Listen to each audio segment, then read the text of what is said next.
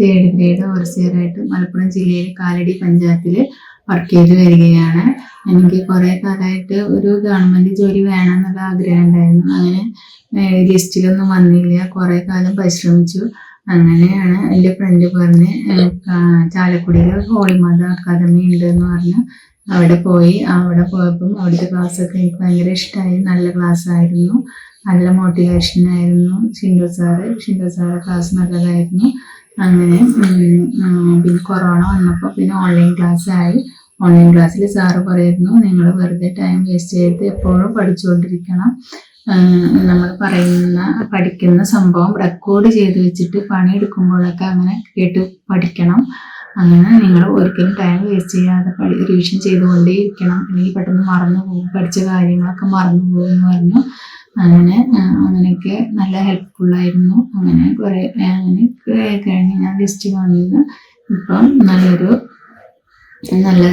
പിന്നെ അവിടുത്തെ മെറ്റീരിയൽസൊക്കെ നല്ലതായിരുന്നു, നല്ല ടോപ്പിക്സ് ആയിരുന്നു, നല്ല മെറ്റീരിയൽസ് ആയിരുന്നു. മെറ്റീരിയൽസൊക്കെ നമ്മൾ എല്ലാ ടോപ്പിക്സും കവർ ചെയ്യുന്ന മെറ്റീരിയൽസ് ആണ്. കാരണം നന്നായി പഠിക്കാനും നല്ല കുറേ ലിസ്റ്റിൽ വരാനും കഴിഞ്ഞു.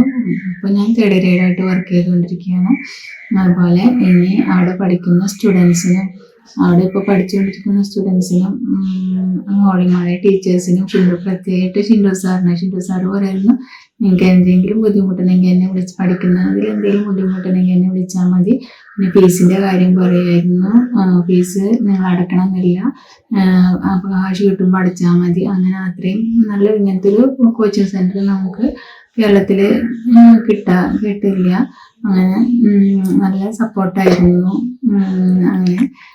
ഇപ്പോൾ അവിടുത്തെ ടീച്ചേഴ്സിനും ഷിൻഡോ സാറിനും പിന്നെ ഇപ്പോൾ പഠിച്ചുകൊണ്ടിരിക്കുന്ന കുട്ടികൾക്കും എല്ലാവർക്കും നല്ലൊരു ആശംസ നേരുന്നു.